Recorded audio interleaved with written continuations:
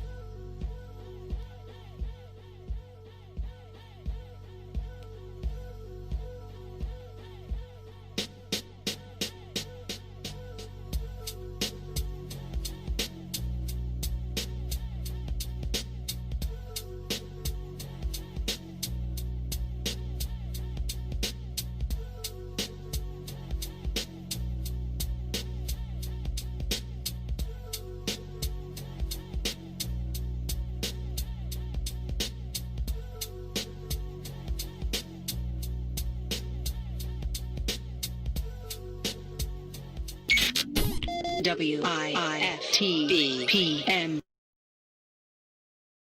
Whatever happened to you falling in that grocery store? Your guess is as good as mine. My auntie said she knew someone. I gave her all the information, but that was 3 weeks ago and I still haven't heard anything. You still got time to talk to the lawyers at the CLN. The CLN? What's that? It's the Chicago Legal Network, a group of attorneys that concentrate in many areas of law, especially the laws most needed in Chicago neighborhoods. The CLN lawyers focus on personal injury, criminal defense, and other issues. Plus, all the lawyers at the CLN all average over 20 years of legal experience and are dedicated to helping the Chicago community. Sounds like I definitely need to contact them. Say less. I could text you everything you need to know. So if you're ever injured in a car accident, slip and fall, or injured on the job, or you need assistance with criminal defense, including driving violations and DUI, check out ChicagoLegalNetwork.com for more information, or call 773-912-3545. That's 773-912-3545. The Chicago Legal Network is committed to developing Black lawyers through mentorship and co-representation. Is it really a good idea to have the same senator for 3 generations? I support term limit for all elected officials. Our senators need to bring home growth for our business community, jobs, housing, service for our senior citizens, and health care. We need new ideas and new approach to federal representation. I'm Dr. Willie Wilson. Vote for me and send me to Washington, D.C. God bless. Paid for by Willie Wilson for Senate 2020. Live election coverage. We'll be starting at 7 p.m. and we'll be going till midnight. So I'll try not to fall asleep. It'll be Maze, Ruthie, Herb, Tucson, and myself. Watch on Facebook, Maze Jackson page, and YouTube. Hi, I'm Dr. Willie Wilson. So many politicians are bought by special interests and major corporations instead of the citizens who elected them. I would not be bought. I would finance my own campaign in good faith to the voters of Illinois and promise to serve with integrity at all times. I'm asking for your support as I run for U.S. Senator in 2020. Paid for by Willie Wilson for Senate 2020.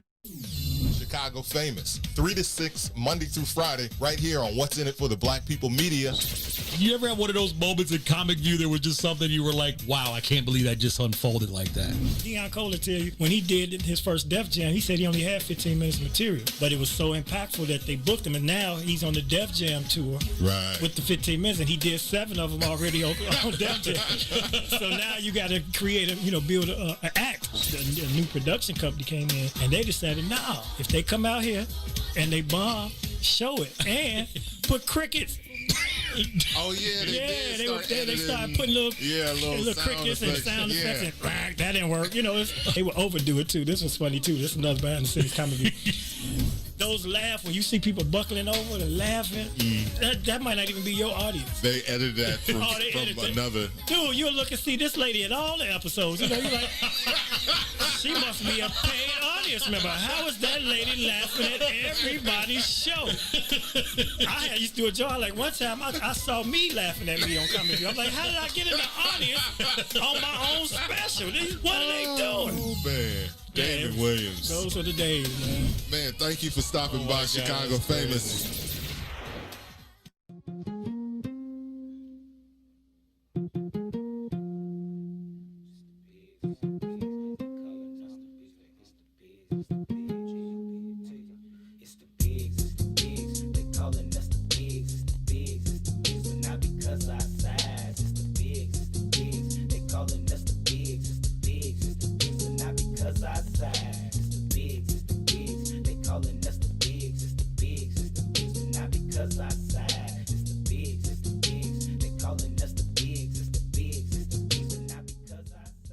What's going on, family? You know that song means it's time to jump down on the soil with the brothers.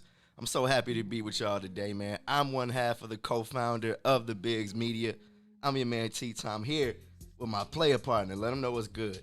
Man, you already know what time it is, man. It's your boy Eugene McIntosh, a.k.a. Gino the God.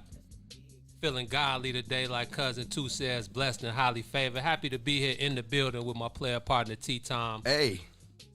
You are officially on the soil, rocking with the brothers, man. A beautiful Tuesday afternoon, outside. Man. Election day. It's feeling like, Esco, it felt like it was 70 when you came outside, didn't it? I opened the door. I was like, wow. Man, took us back to Trying like to tell you.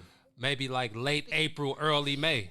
I thought I was dreaming when I walked outside. Felt the breeze, heard the birds chirping, the sun was beaming on me. I was like, is that a good sign for today? Is that? Hey man, ain't no good sign for today. I don't care if it was 85, sunny, and all the dots was it was a the sun shining the way it does in November means something. It means something. Well, I don't know what it means as far as election day is concerned, but it is election day, man. Yes, it is. You know, as far as groupthink goes, this is the day when all of our lives change, right?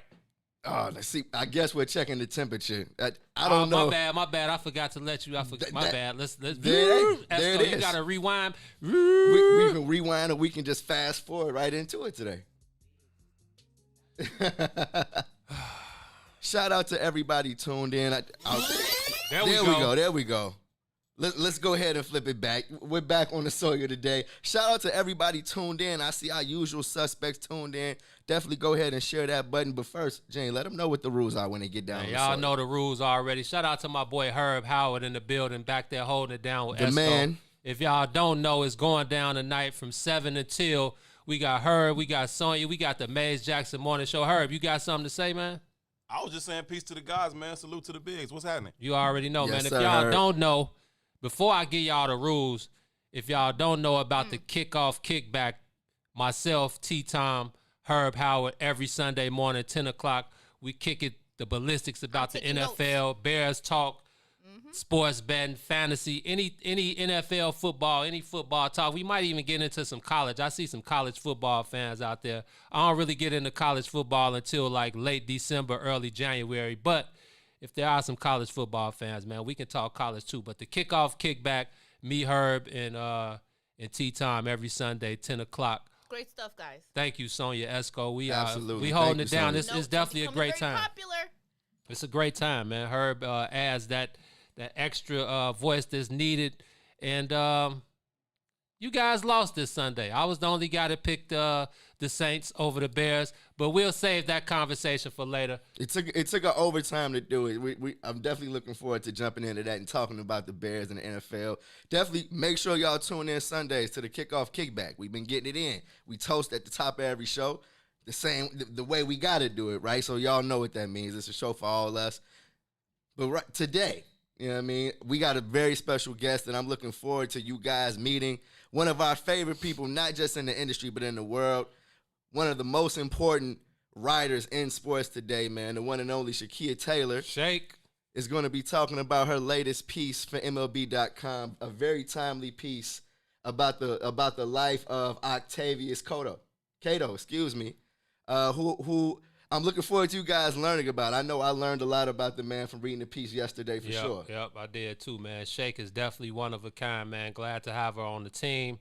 And she definitely brings something that's much needed in this media world, especially this male-dominated media world. Shake is a breath of fresh air, and she gets down to the nitty-gritty, man. She does a lot of research, and you can tell that she's on point because all of her pieces are on point. They just get better and better. And like I said, glad to have her a part of the Bigs team, man. Shake is definitely one of a kind out there. Absolutely. The link to the piece that we're going to be discussing in the 2 o'clock hour is in the comments. Make sure you check that out before we get there on one of our breaks. But Gino, without further ado, man, how you feeling today? Let's check your temperature. Man, I'm blessed and highly favored like Cousin 2 says, man. Like I said, blessed and highly favored. Glad to be here. Glad to be on the soil with my player partner. Glad to see the On the Soil family out there. And, man, y'all know the rules, man. Smash that like button. Smash that share button. Join the conversation. And continue to help us push the culture forward and push this content forward because there is no On the Soil. There is no The Bigs without the people, man. Period, man.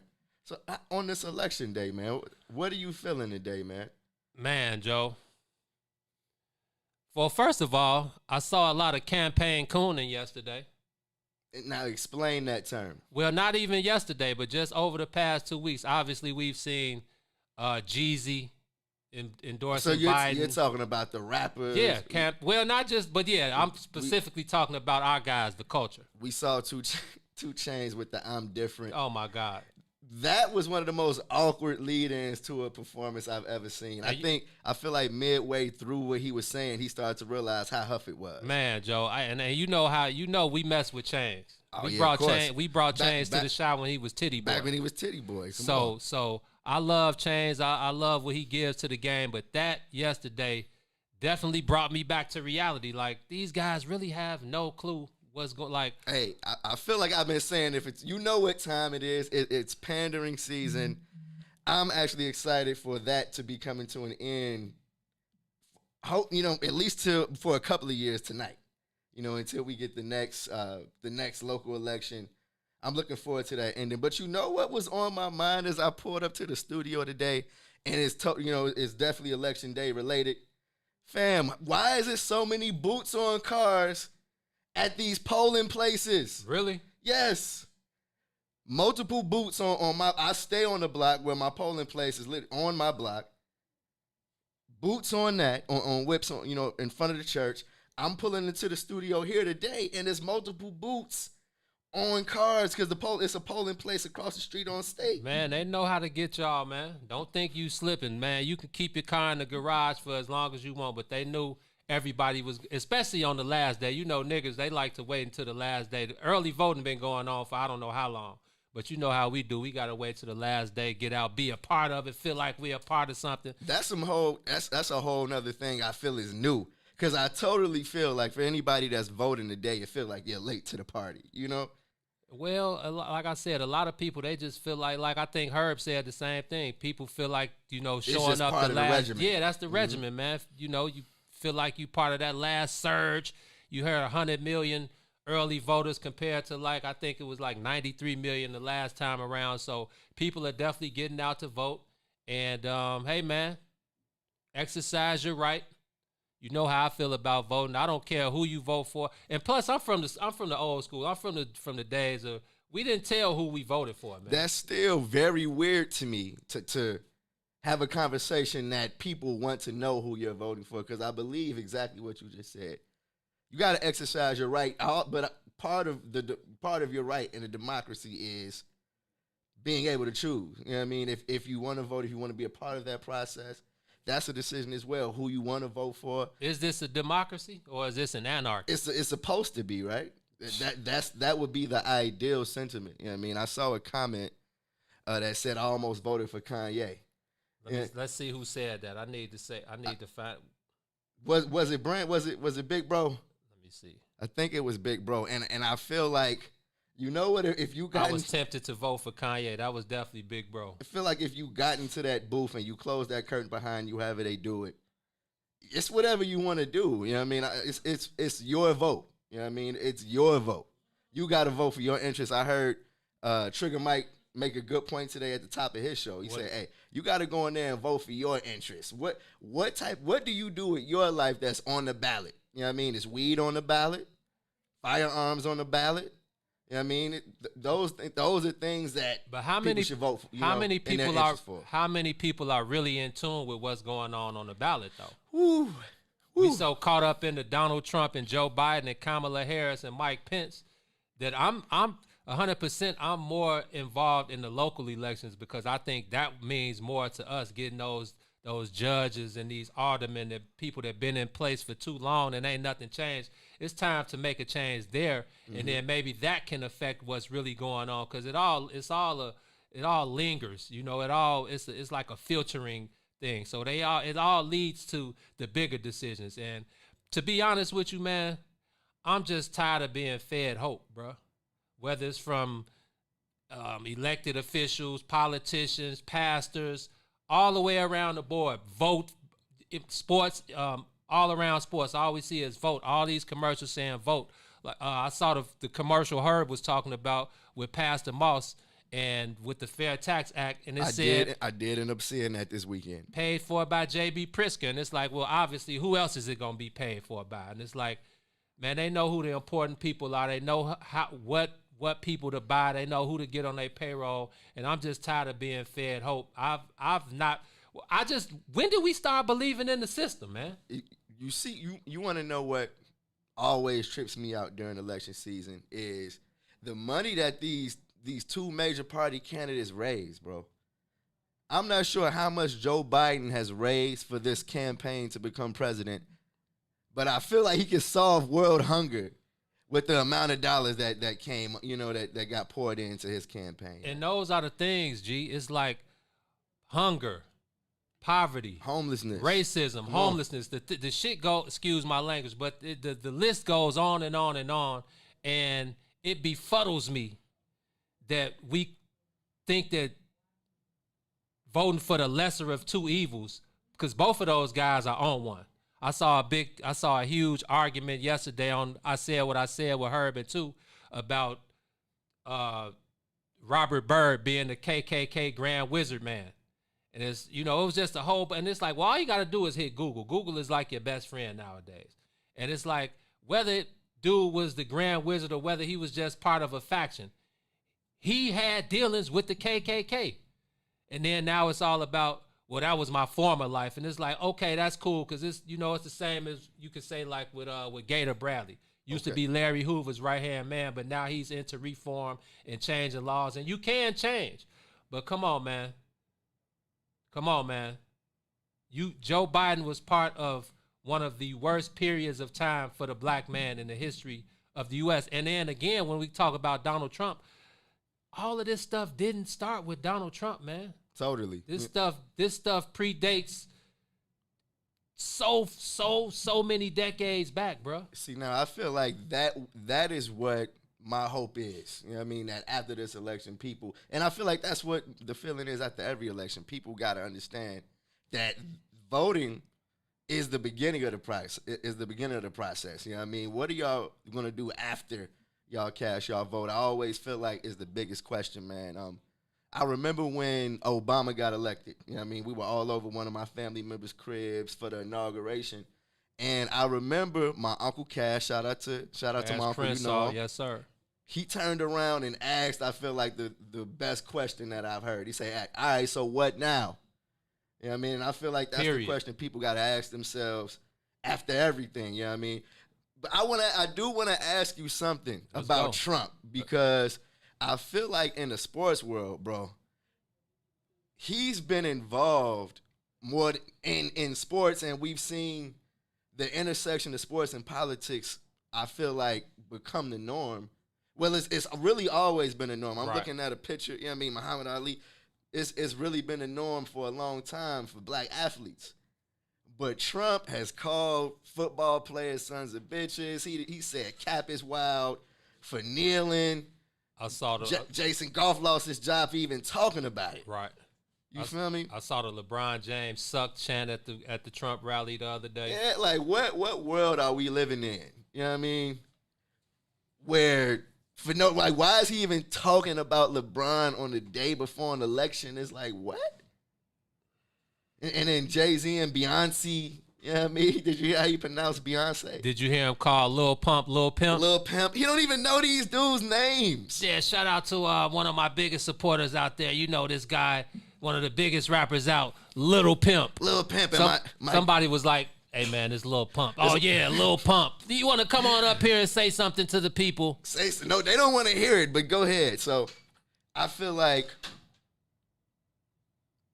that makes me okay with voting him out. You know what I mean? It's like, okay, this time around, if you just want him out, that may be fair game. I think that's like anytime I ask people why other than, I mean, that's like 95% of the reason that I hear from people is just because we want him out. It's not that we want Biden in, but we just want Trump out. And okay, that's your opinion, your decision.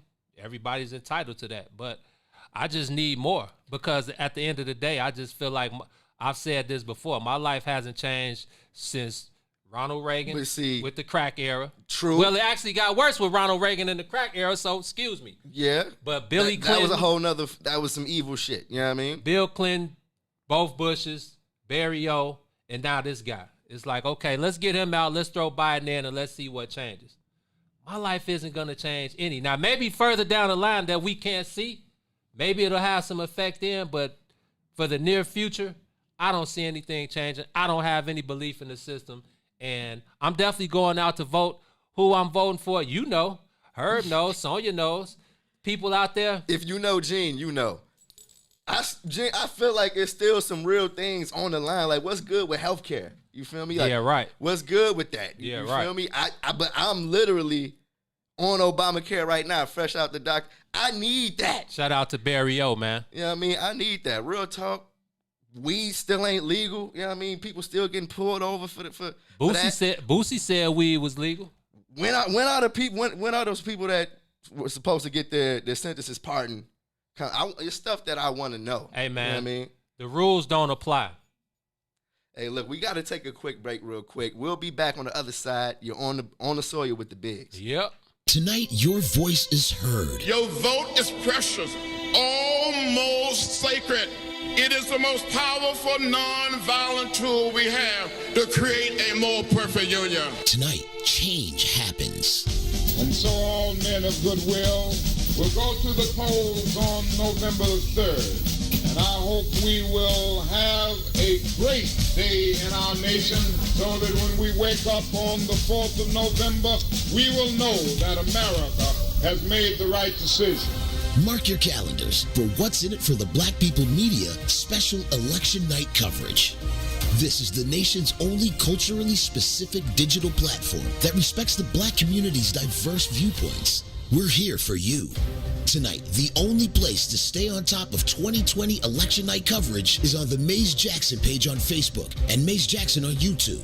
It all starts tonight at 7. You know who to vote for.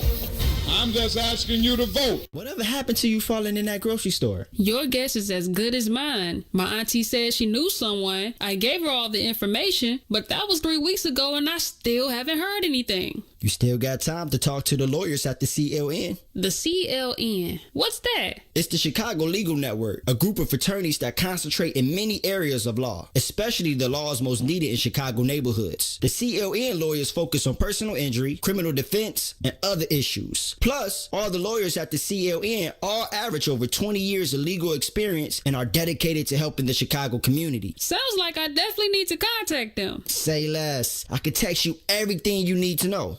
So if you're ever injured in a car accident, slip and fall, or injured on the job, or you need assistance with criminal defense, including driving violations and DUI, check out ChicagoLegalNetwork.com for more information. Or call 773-912-3545. That's 773-912-3545. The Chicago Legal Network is committed to developing Black lawyers through mentorship and co-representation. Is it really a good idea to have the same senator for 3 generations? I support term limit for all elected officials. Our senators need to bring home growth for our business community, jobs, housing, service for our senior citizens, and healthcare. We need new ideas and new approach to federal representation. I'm Dr. Willie Wilson. Vote for me and send me to Washington, D.C. God bless. Paid for by Willie Wilson for Senate 2020. You're listening to The Bigs with Eugene, McIntosh, and Terrence Tomlin. He's bare-chested, right here on What's in It for the Black People Media. Man, you know what I'm saying? So I be telling these niggas, man, shit ain't the game, man. Shit Tell 'em, real.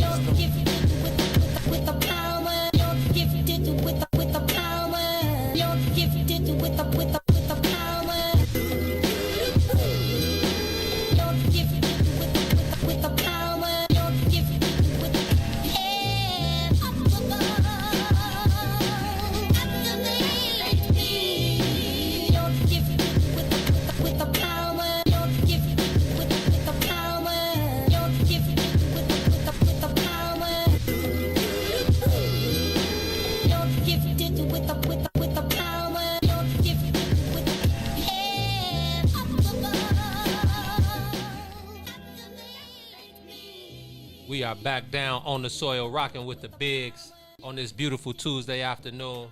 Shout out to What's In It for the Black People Media family. They gonna have it cracking tonight. All the media coverage, all the election coverage you need starting tonight at 7 p.m. We got Maze Jackson. We got Tucson Werner. We got the great Ruthie Moe. Hey. And we got the one and only Todd Stroger. Yes. Hey, the team is out here tonight. Going to be going along with you guys for the whole entire ride. Ain't no telling when they going to be going home tonight. You know what I mean? No, Sonya and her behind the boards tonight working hard. They definitely going to be in here till at least midnight. Yeah.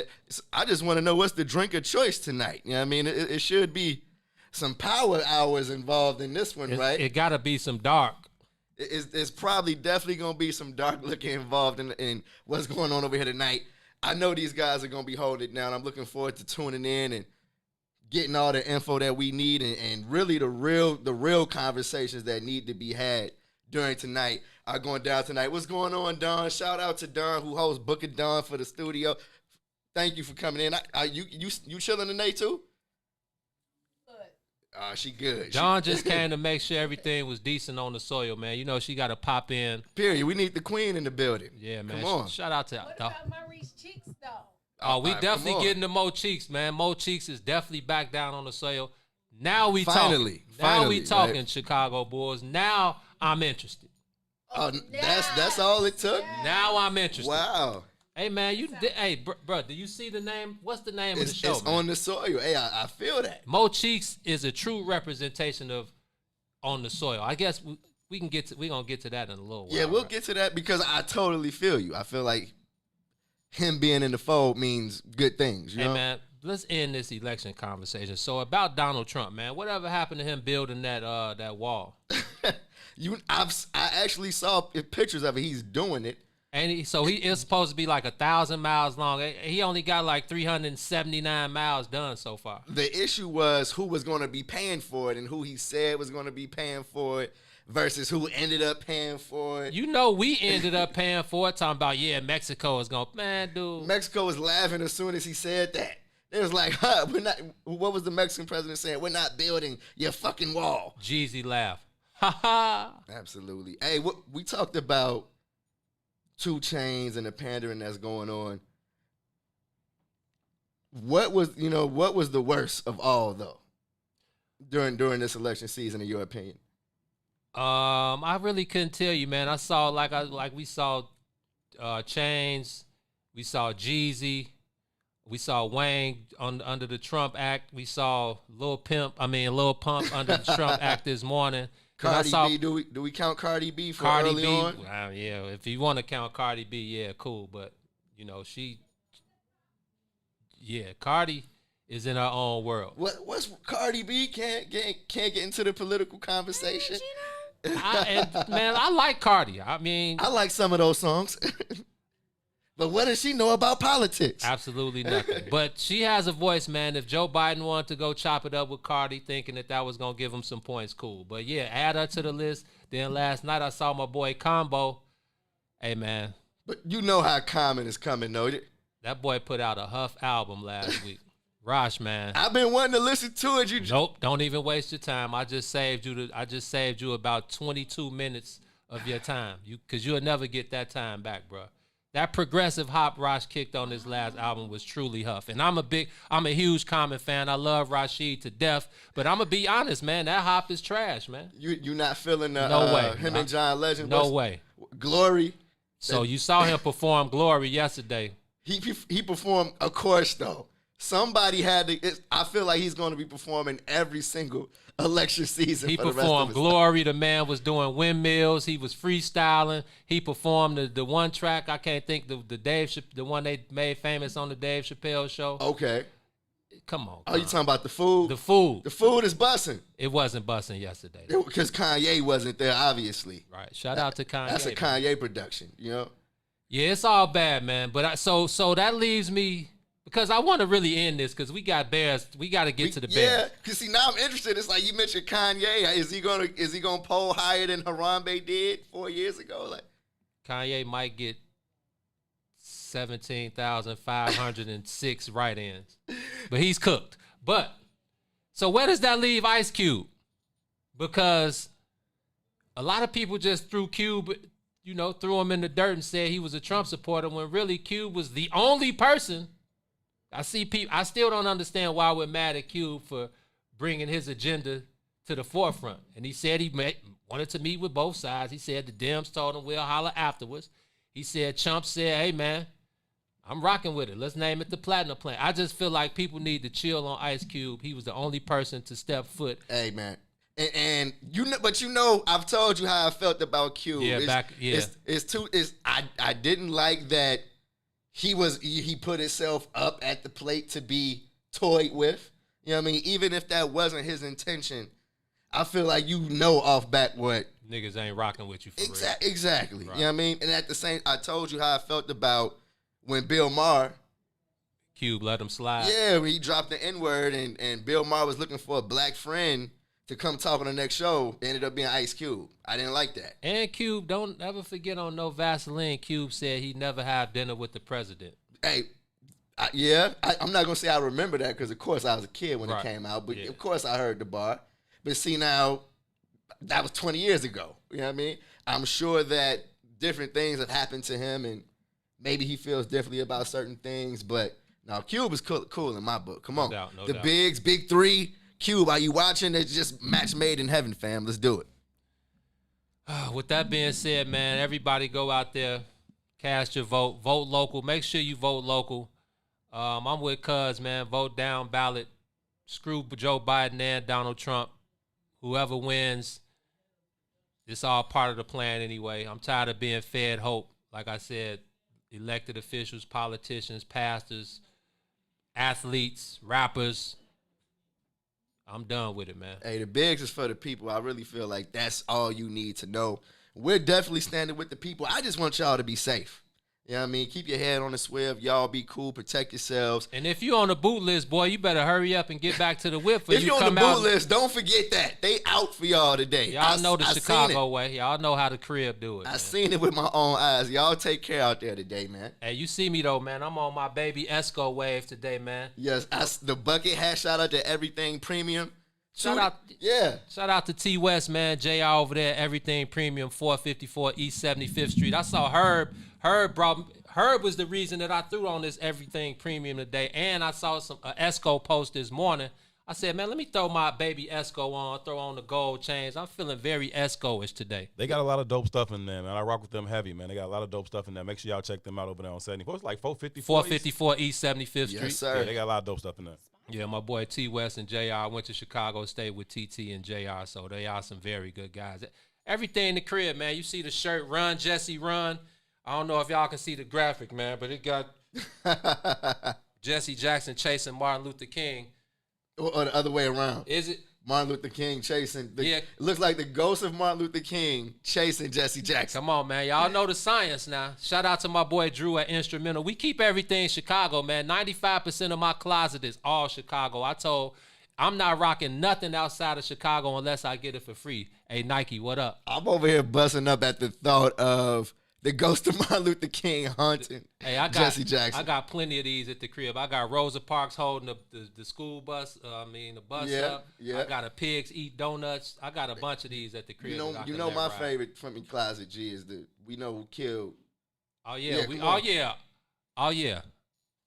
I'm bringing that. I'm going to say that one for a special day, man.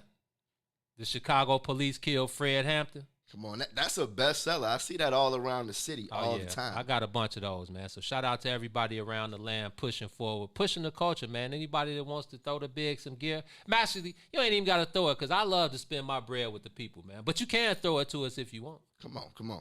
One of these days we'll throw our cash app up. You know, I can actually talk about this for another 15 minutes, but I feel like that's what we have to give the Bears. I totally don't have to talk about the Chicago Bears today. Oh, no, we going to talk about the Chicago Bears, Herb. Do we have to, bro? Like, I know that it was an overtime loss to the Saints, 26-23, and it wasn't the three-point dud that they had on Monday night versus the Rams. It wasn't that. But man, oh man, was it some moments in Sunday's late afternoon game that blew me, bro. Like, that completely blew me. For Halloween, G, I was you. Because I'm not going off the Bears anymore, G. I honestly kind of disgusted at the showing, G. I'm kind of disgusted, bro. I told myself I wasn't even going to get tight no more because I told y'all what I saw from the beginning, and it was only a matter of time, man, before this ship started to sink. And it was very evident, like I said, that was a must-win, man. They were supposed to take care of business, put the Saints in their place, even though the Saints were 4-2 coming into the game. But when you see a team down without their 3 best receivers, and you saw the way Drew Brees, which is why, well, I think Tom Brady took over last night, but Drew Brees and Tom Brady are in the fight for the most passing TDs of all Going time. back, did you see the breaking news come across the screen? Yeah, I did. I had to rewind why is that breaking news? Like, they're both still playing. Like, don't tell me Drew Brees passed Tom Brady. Right. When Tom Brady's playing later on that night. It's like, come on, y'all. Because you knew Tom was coming back for his. But, yeah, man, it was written. Nas' second album, man, it was written, T. Okay. And it was a debacle, man. Like people say. So I had my notes. I took notes this week. Okay. I usually take mental notes. I mean, I still got mental notes. I just had to write them down. I like because it. there I were like certain it. Yes. things that I needed to come in and tap in with you about. Come on. So, number 1, the Bears defense. They never blitz, man. Now, with the pass rushes that they have, they shouldn't have to blitz as much. But I think they are last in the league in blitz packages. And at some point, Chuck Pagano got to let the Wolves loose, man. You got to put some pressure on those guys. Drew Brees wasn't worried about that pass rush, man. That's the name you just dropped is who I'm looking at. Chuck Pagano, I feel like definitely should have been dialing it up against the Saints, but that's been his character. You know what I mean? I feel like when he came, one of the conversations was, is he going to be as aggressive as Vic Fangio was? And the short answer to that question is hell no. I mean, we saw them play soft defense on Drew Brees with a lead going into the half, allowed them to get on the board, even though the Bears were getting the ball back after the half. Right. They could have went into it with a 10-point lead. It ended up being a 3-point lead. That's one of my notes too. I'm gonna get to that.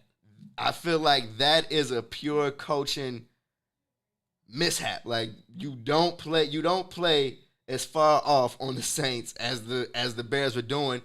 When the Saints play a dink and dunk offense, Then we talk about that on the kickoff kickback. That was one of our keys. They really dink and dunk. Did Drew Brees throw the ball down the field Sunday?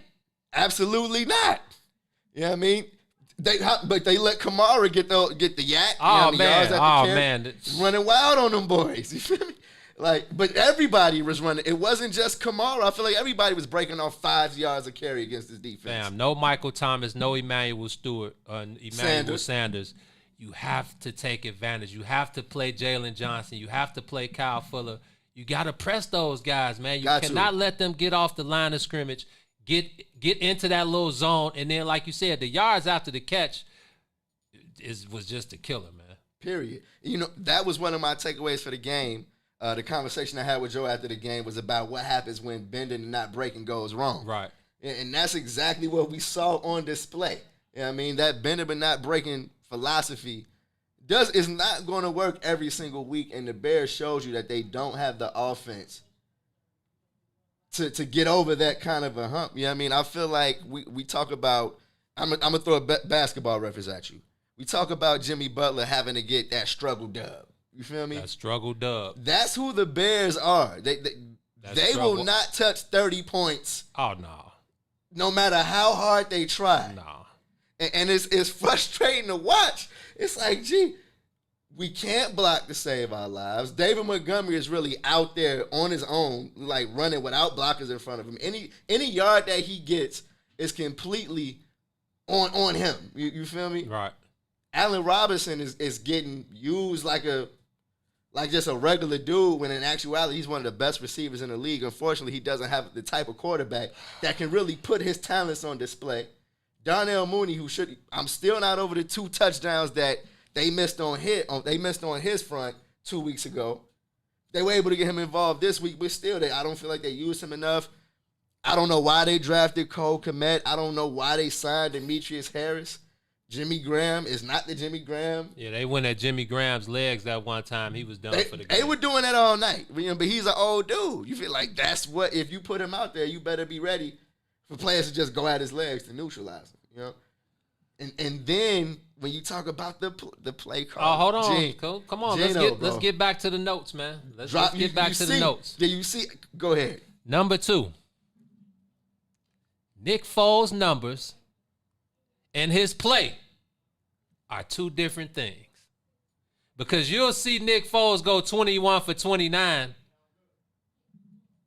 Man, that man is trash. Where's Mitch? I'm not willing to go. Where is Mitch? Mitch better be nowhere to be found. Man, you are crazy, man. If y'all ain't calling for Mitch back on the field, then I got a problem, man.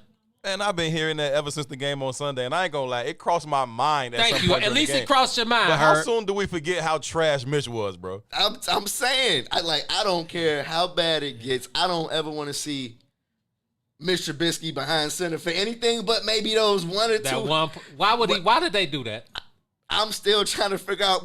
We talked about them using Mitch as Taysom Hill, like Taysom Hill. The quarterback we saw going crazy on the Bears defense. The guy that caught a touchdown? Caught a touchdown. Mitch ain't catching was running over them like he was Adrian Peterson, fam. That dude. But no, they only threw True out there for one play. It was a joke. It was just a facade. It was to trick people. He wasn't serious about it. So what about Nick Foles, man? Nick Foles is huff, bro. Nick Foles is huff. Thank you. Nick Foles is huff. Let's move on. That's all I needed to hear. Herb, is Nick Foles huff? Capital huffery. Thank you. The man's totally huff. That's all I needed from my guys, man. At least y'all. Now you don't have to agree that you need Mitch back, but as long as you guys agree that Nick is huff, I'm cool with that. I'm gonna tell you when I started to think he was huff because it was a specific play. They were in the red zone, and I feel like Jimmy Graham was open to the left. Allen Robinson was. Yep. And he threw I think it was David Montgomery who had a defender on his back. At his feet. And mid-throw, he thought he like, I'm fucking up. And he dropped the day. It's like, oh, gotta get you. If we had a better choice, then I'm making a quarterback change like yesterday. You feel me? But Mitch Trubisky is next in line. I'm looking at Nick Foles like, if it's gonna be me and you, it's gonna be you.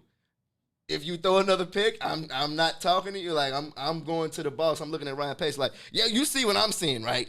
Yeah, my play calling stuff, but when am I going to have a decent quarterback to run this? I feel like Nick Foles is giving Matt Nagy another lifeline. As bad as Nagy has been, it's a fact he's had two of the worst quarterbacks in the NFL to run his offense. Olin Kreutz and Lance Briggs said they need to see Mitch back in action. I'm riding with the guys who spent years at Soldier Field. It's hard to argue with those guys. It's like, okay, and I know that they probably just want that mobility that Mitch brings because yes, Nick Foles is looking like a statue out there. Like, did you see the play where he had some daylight for a first down and he was like, oh hell no, yeah, he ran and then ran backwards. He's like, run, no. You know what I mean? So I do think that's an issue, and I totally feel like that's something that Mitch did that Nick just can't do. But I feel like, okay, cool. I still don't want to see Mitch under center. I know fans just want some excitement, and I guess it's just an entertainment thing. Because at least the offense was borderline watchable with Mitch Trubisky. I will give y'all that. Because of those plays, like you just mentioned, when the play breaks down and the pocket collapses, Mitch is going to get out the jam. I still think Mitch has the longest run of the season this year for the Bears. That's probably going to stay the same. You know what I mean? I feel like because the running game is not crucial enough to bust off big plays. So, yeah, that may hold. But, man, I feel like I've already given the Bears more time than I wanted to, man. It's like, okay, looking ahead, now they have the Tennessee Titans. No, I'm not done. What? I'm not done. So we're not KRS One voice. We're not done. They took you. We're not done. What's next, man? I'm curious what y'all think about Juice Javon Williams. That was next. throwing haymakers on Buddy. Was he out of pocket? He was 100% out of pocket, man. Now, T, I already forgot about it, but go ahead. So you know how it is at Soldier Field, and you know where those locker rooms are, and you have to cross paths. The visiting team has to come past the home locker room to get to the bus or their cars or however they get to. So that's 100% where you catch Buddy. If it meant that much, you catch Buddy in the tunnel and you holler at him then. And again, Olin Kreutz said it just like that. He said, there's a time and place for that. You catch him in the tunnel. Olin Kreutz, the dude that threw a weight at a teammate's head. Well, at least that at was a gun range. Look, yeah, well. Javon Wims had the mindset of next time I see fam, it's on, and that's just what it was. Unfortunately, it was 12 minutes in between when he saw him next because homie don't touch the field, but still. So he was suspended for 2 games without pay by the NFL, and I'm pretty sure the Bears, he won't be in the Bears uniform probably by the end of the week. That's the unfortunate part, man. I feel like we've seen worse. As far as, you know, we saw Jalen Ramsey, and Gordon and Golden Tate. And Golden Tate fight 2 times last week. And neither one of them got suspended. You feel me? I feel like this just reeks of 2 things. That was a nationally televised game. Don't embarrass us. Yeah, absolutely. You know they're gonna try to get the trying to get the rule out and smack some hands anytime it's a dust up. But at the same time, I feel like Nagy scapegoated him. You know, did you watch the post game press conferences with Matt Nagy? They kind of shaped it to kind of blame him for the loss, like he took momentum away from the offense. Yeah, right. I mean, that was not a good thing, but they didn't lose for that reason alone. I thought a 1-game suspension was warranted, bro, but 2 games, 2 game checks without pay for a guy that's not making it, that's significant. And I think he's probably the Bears' best blocking receiver, so that actually takes away even more. It's a big loss. It's a big loss because, well, who's next up? Ridley. Riley Ridley, yeah, what Riley up? Ridley, who I don't remember the last time he suited up. Does that give Ted Ginn Jr. another lifeline? Oh, absolutely not. Absolutely not. No. Exactly. If the Friday, no. We hop back in the car after that. You know. All right, man. I got one more. I got a few more. I see. Well, you went hard. I see the list. Hey, man. What we're gonna do is take a break. Now, when we come back, we're gonna finish this up. I might not go through all of them. We're going to come back with Shakia Taylor. Okay. We're going to set up. We're going to have a conversation with Shake, talk about her latest article. Let's jump back into the Bears conversation. I definitely want to, because I'm peeping some of the notes, bro. Oh, yeah. We're going to have to address some of this stuff. Let's take a break real quick, though. You're on the Sawyer with the Bigs.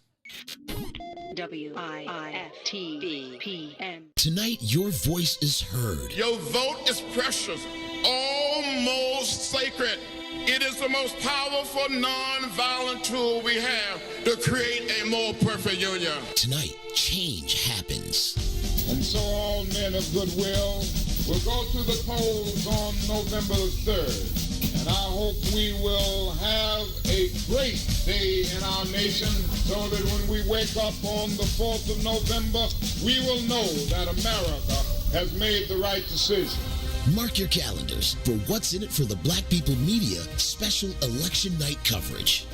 This is the nation's only culturally specific digital platform that respects the black community's diverse viewpoints. We're here for you. Tonight, the only place to stay on top of 2020 election night coverage is on the Maze Jackson page on Facebook and Maze Jackson on YouTube. It all starts tonight at 7. You know who to vote for.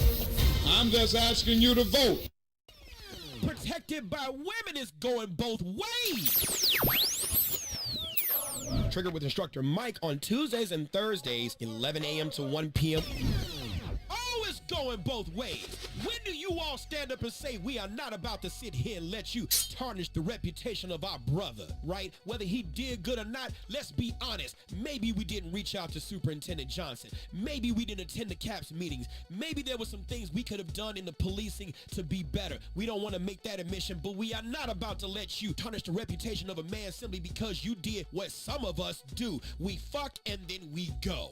You came or you didn't. Apparently, Johnson was good because you wanted the Oscar Mayer wiener. You were trying to get bars sucking on stars. I'm just saying, lady, you did what you wanted to do and you did it well. For 3 fucking years, who gets raped for that long?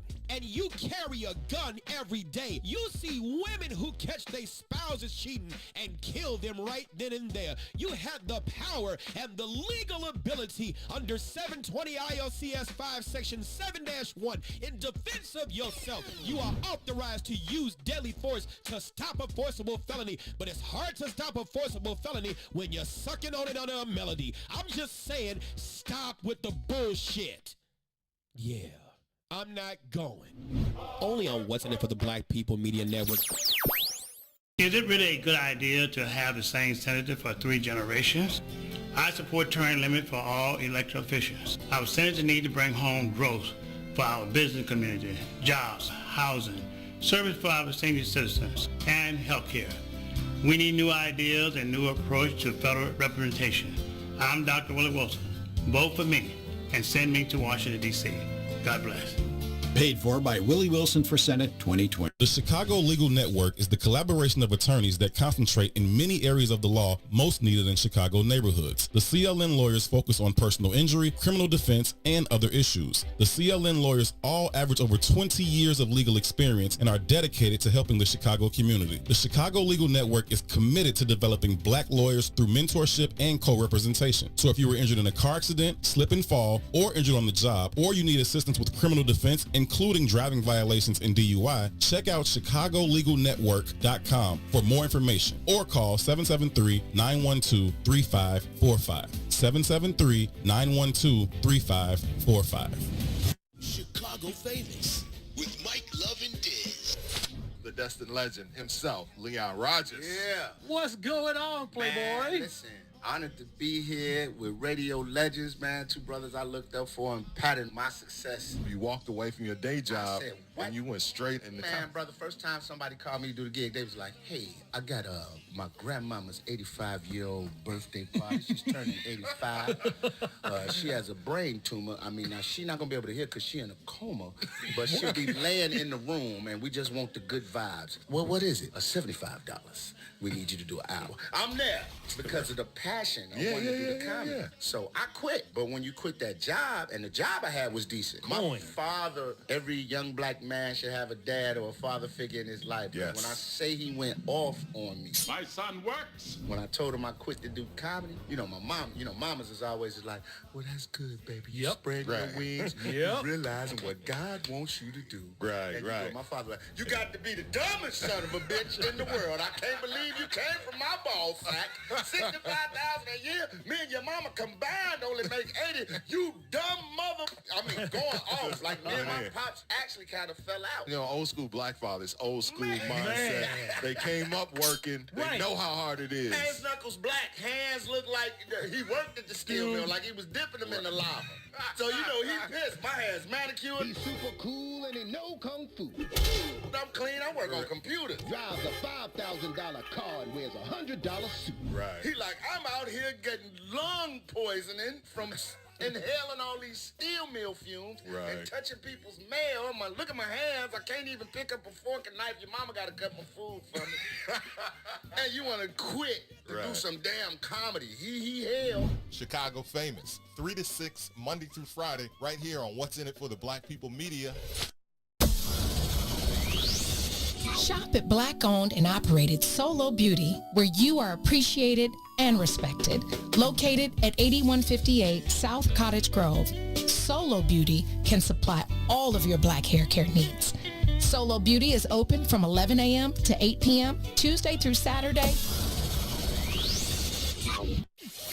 Joining Chicago Famous. Tony Sco, was there still that pushback against comedians becoming radio personalities, or was it accepted around that time? In Chicago, we was used to having some funny on the radio in the morning, so. I make you laugh. I'm here to fucking amuse you. Man, I remember one time I was at a Bulls game, and I'm at the little concession stand. This dude in front of me, this little OG dude turned around like, yeah, you that cat, you that dude. that replaced Dale. We don't like that shit. I'm just saying. Word. Why are you here? I'm like, I'm just trying to buy a hot dog, sir. I'm just trying to buy a hot dog. And then what make it so bad when Sam left and I got the job, I called my mom. I'm like, Mom, I'm getting ready to do afternoons. She's like, oh yeah, baby, yeah. I'm like, yeah. She's like, oh yeah. I'm like, I'm replacing Sam Silk. She's like, hold on. Wait, you replacing Sam Silk? Where's Sam going? I'm like, my mama was upset. Right, your mama. Right. I'm like, Mama, did you just hear that let me replace Sam Silk? And she was like, okay. Where's Sam going? But yeah, so I think that was the point where I really realized that, I had a chance of actually making it a career. Chicago Famous, 3 to 6, Monday through Friday, right here on What's in It for the Black People Media. Introducing your trusted source for high-quality Black emojis, better known as Blackmoji. We believe Black is beautiful, and that beauty should be reflected in the digital market. Now there is an app that does just that, starting with Black Greek letter organizations. Blackmoji D9 offers more than an emoji app. It is a cultural experience of Black excellence. Download the app in the Apple or Google Play Store to access a specially curated catalog of emojis representing the Divine Nine. Use the emojis to celebrate Black Greek events, acknowledge current events, support social causes, and learn about esteemed Black Greek members who blaze the trail of Black history. A portion of every subscription goes toward a scholarship fund specifically for members of Black Greek letter organizations to help keep the legacy alive. Download the Blackmoji app today. WIFTBPM. Live from What's in It for the Black Media Studio, you're listening to The Bigs with Eugene McIntosh and Terrence Tomlin. Let's begin now.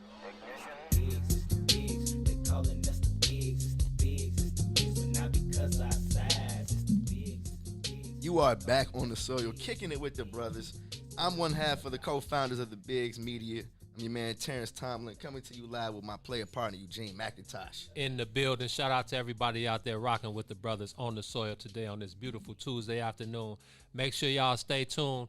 After us, we got Chicago Famous with Mike Love and Diz 3 to 6. And then at 7 p.m., we got all of the election coverage coming right here at the What's in It for the Black People Media Studios. We got Maze Jackson, we got Ruthie Moore, we got Todd Stroger, we got Cuz Tucson Werner, we got Sonia Esco, and we got Herb Howard holding it down for you guys tonight. So make sure you tune in to the What's in It for the Black People Media Network because it's going down on election night. Without further ado, told you guys we had a very special guest on the show today. I told you guys she is one of the most important sports writers in the game, if you let me tell it. I feel like it's always, if you guys are into sports writing, it's always one writer that you just gotta read. Shakia Taylor is certainly that for me, and she joins us on the soil today. What's going on, Shake? How you feeling? Hey, how are y'all? Shake, what up? Hello. How's it going? What's going on with you, Shake? We got you on to talk about your latest piece with MLB.com entitled Abolitionist Cato was Black baseball pioneer, excuse me. But first, I just want to congratulate you on everything that you've been doing, Shake. I don't want it to go unnoticed, the fact how hard you've been going in the midst of a pandemic. As a person that appreciates good sports writing, I definitely just want to say thank you real quick, Straight up. Thank you. Pandemic baseball was real weird, and it was a good time to go to work. Totally. What else was there to do? Absolutely. So let's jump right into it. I read the piece, and of course, I told you it hit me right in the heart.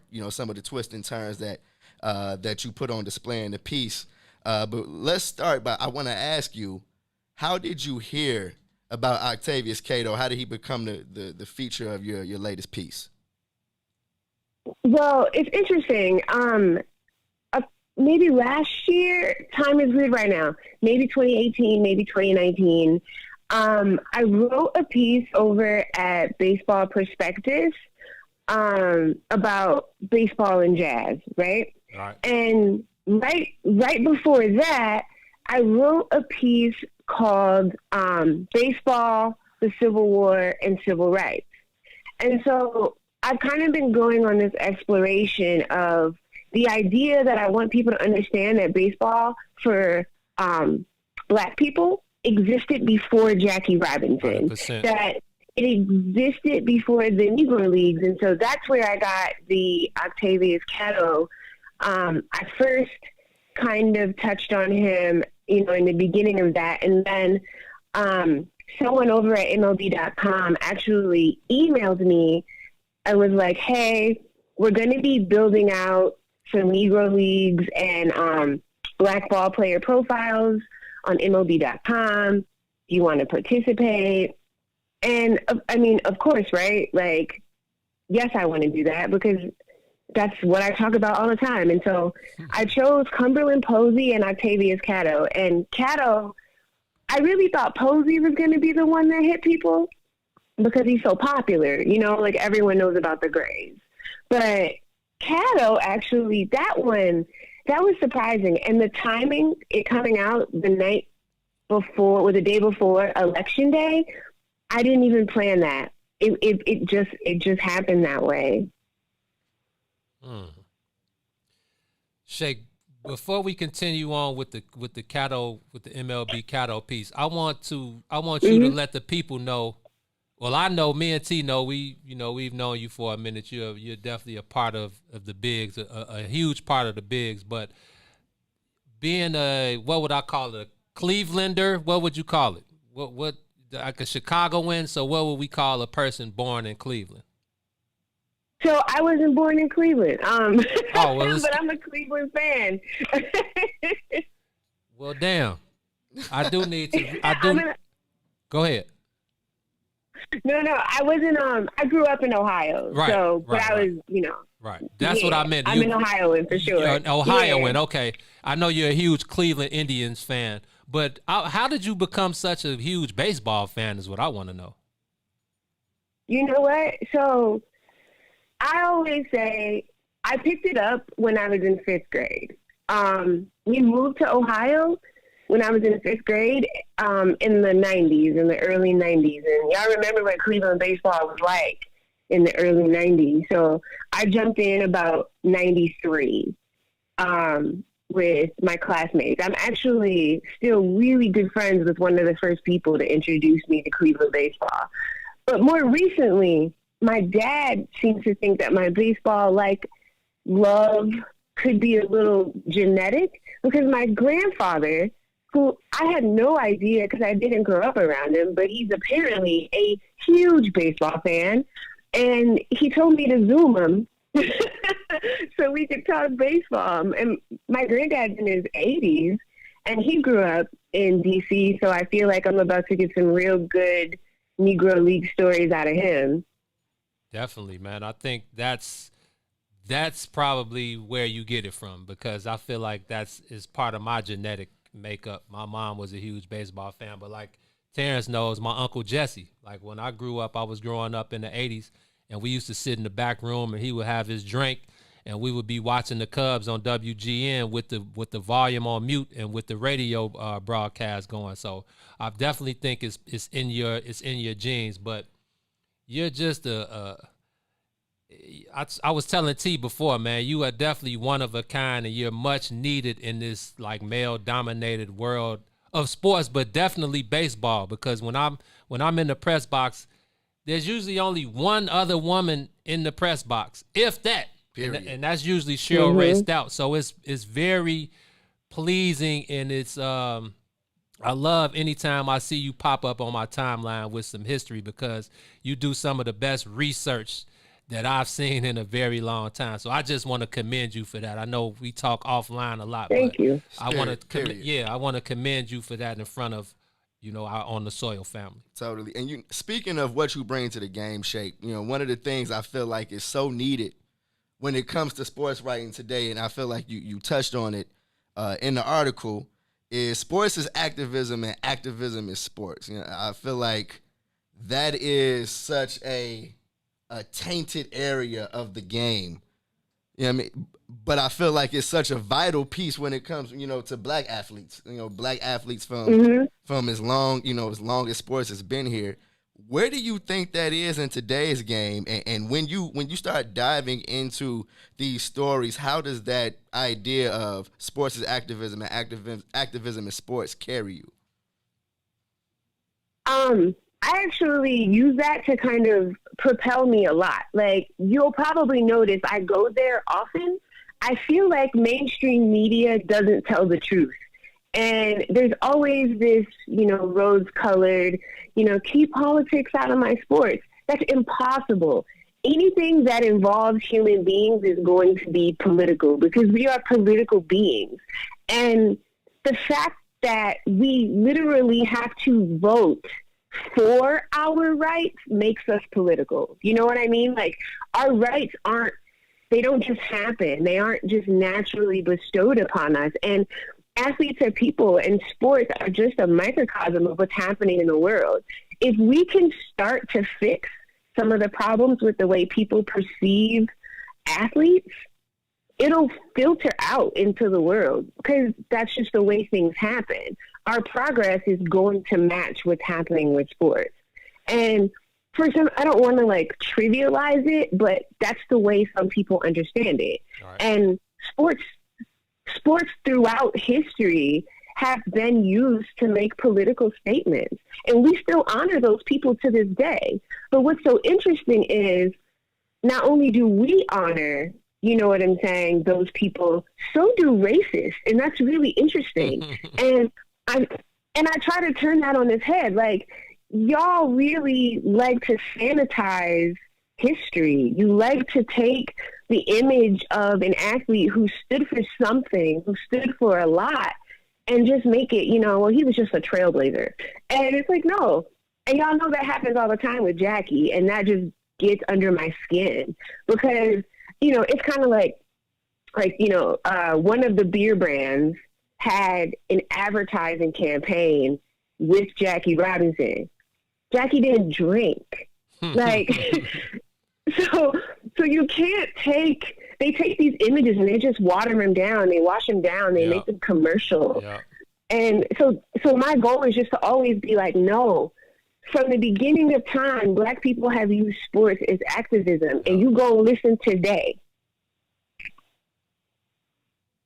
Well, it's interesting that you said that because if you let MLB tell it, Jackie Robinson was definitely the first Black baseball player. And like you said, they love to use these images and they love to use these people as a form of symbolism. And you know how it is, man. It takes on a life of its own. And sometimes it gets out of hand, if you ask me. But I'm glad that people like you who take the time and do the research and pass the knowledge on to those of us who don't necessarily have it. Period. I feel like that's just so key. I want to touch on what trips me out the most about the story here, though. You feel me? Okay. This man was an activist that was instrumental in making real change. Right. Sheikh, you said he desegregated streetcars in his hometown. Philly, yes. He was instrumental in getting people out to vote. People getting the first vote. Instrumental in making it Black people able to vote. I was so ready for this to end good. Like, I was so ready for it to end you know better in a than parade. That. Exactly. You know better but than see, that's exactly what I want to talk about. That is how it should have ended for him. But instead, when does it ever end like that for us? Exactly. You know what I mean? And I feel like that's the heart-wrenching part of this story because he ended up being assassinated on Election Day. How fitting. Yeah. He was a member of the National Guard. He defended. Yeah. Go ahead. There's a part of that story that, I couldn't corroborate too much, but I left it out, but I'm going to share it with you. It's just going to make the ending worse, though, and I'm sorry. Part of the story is that when he was shot, he didn't fall down immediately. He started to run. That's what we do.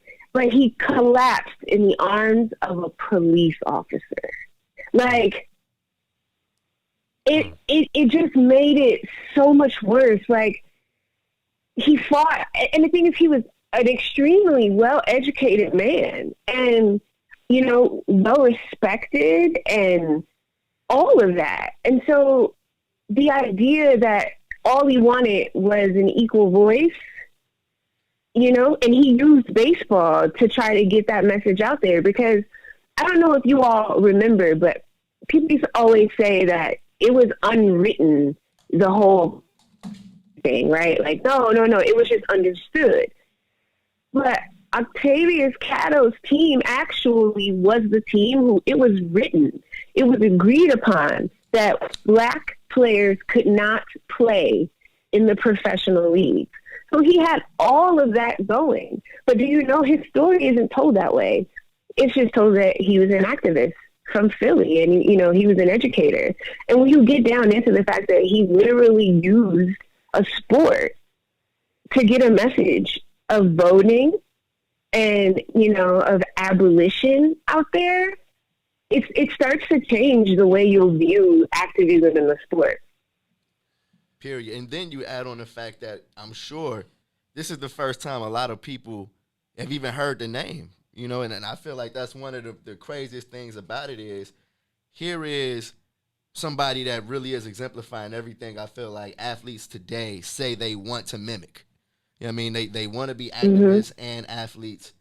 But, man, when he was getting down and dirty for real, like, I don't feel like we have anybody to compare him to in today's game. You know, like, do you think we can see athletes, or excuse me, I don't want to leave out Maya Moore, and maybe, you know, she may be the perfect, you know, person to kind of compare to her, but Shake, who do you see any athletes today that are stepping to the plate in a real way when it comes to that activism side of sports?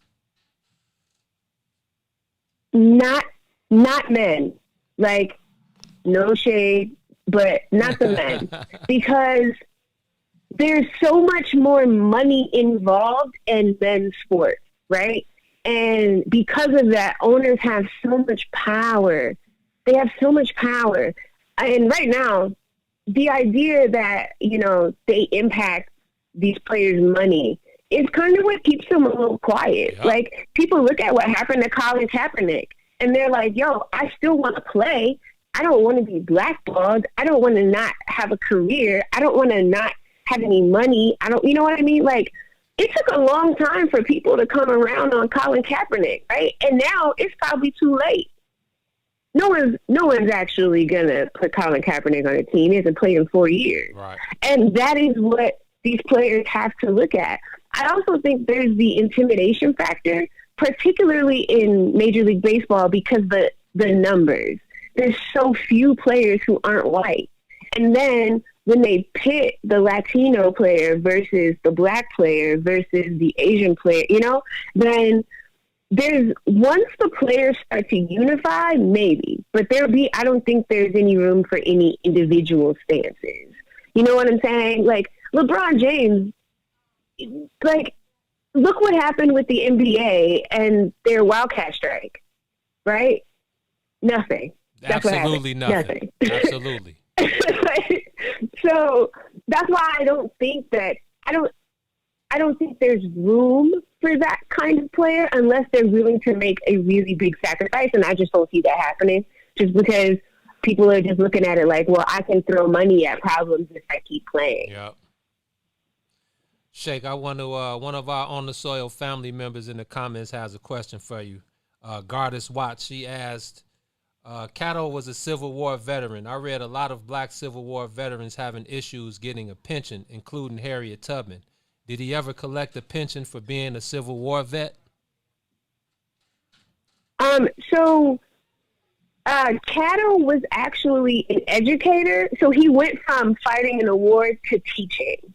I don't actually know if he got a pension for the Civil War because my focus was on the baseball perspective, but he did have a job, so maybe he didn't.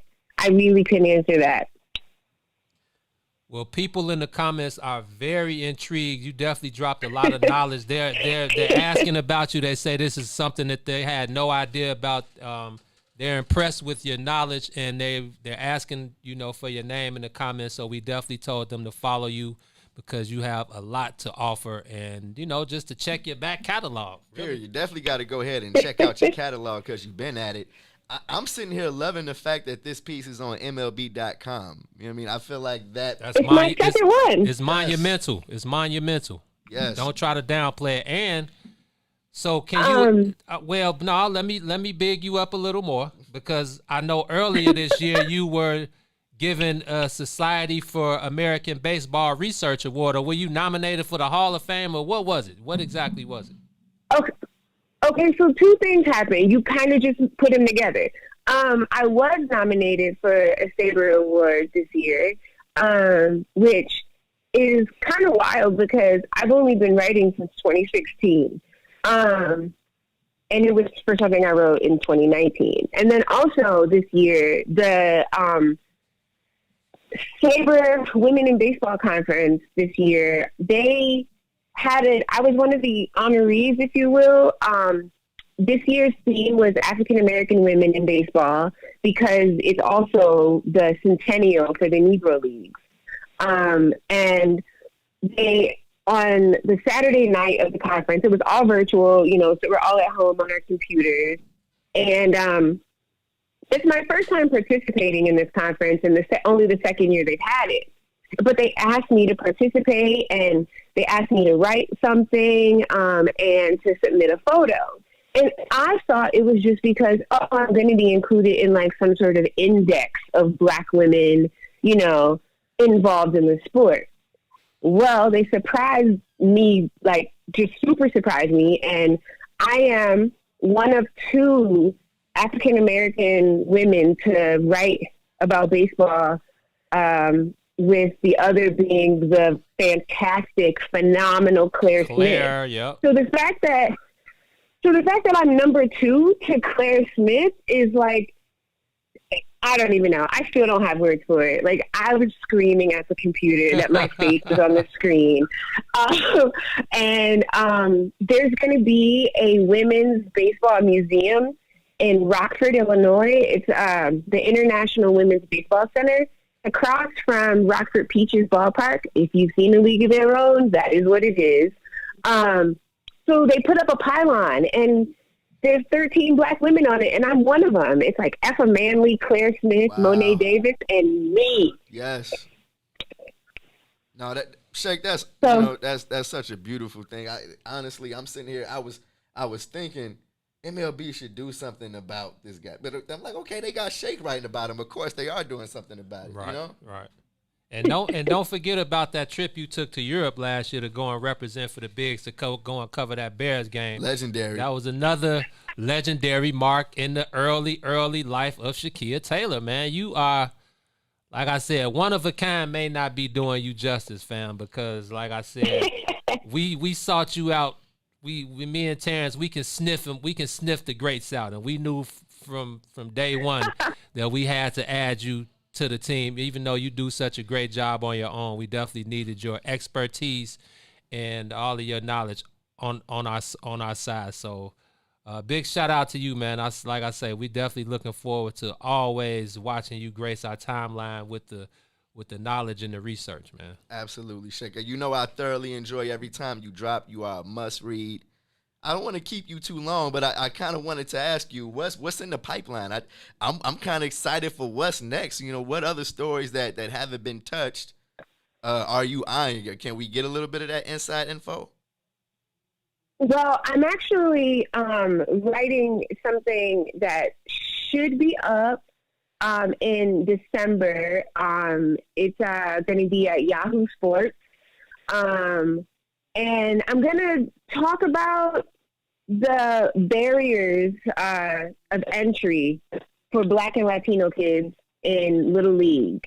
So that's a big topic. I get asked about it a lot. CBC Radio had me on to talk about it.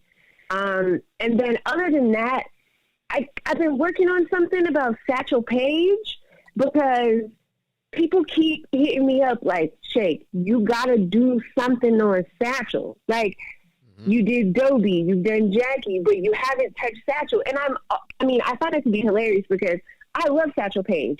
I'm one of the few people most people know who actually wears the Satchel Paige jersey. I've seen it. But like, so that one I've been playing around with because Satchel Paige is so interesting, right? No one really knew how old he was. He didn't get into the league until he was pretty old, and he pretty much would be like, "Just let me pitch." That's it. He would tell the catcher, "Just catch the ball." And so I'm trying to figure out which part of Satchel I want to get into because the name is so interesting, but. That's what I got coming up, and who's to say what else? I feel like things just kind of pop up for me.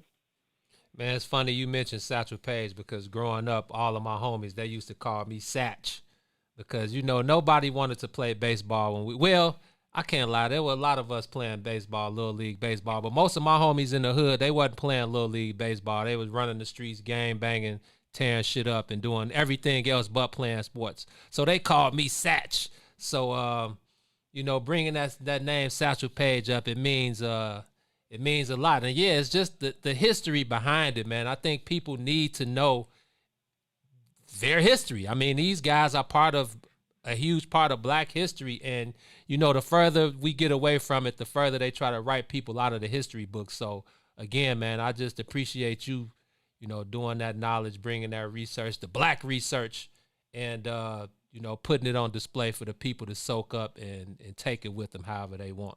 Facts. Shake, we know you got a lot to do today. Just one more question for you. Have you decided on a drink of choice? No problem. Have you decided on a drink of choice tonight? That's been the behind the scenes question for me and Gene. We wondering what the drink is going to be tonight. So at the beginning of the pandemic, y'all, I set up a bar cart in my living room. Wow. I'm not actually lacking for alcohol.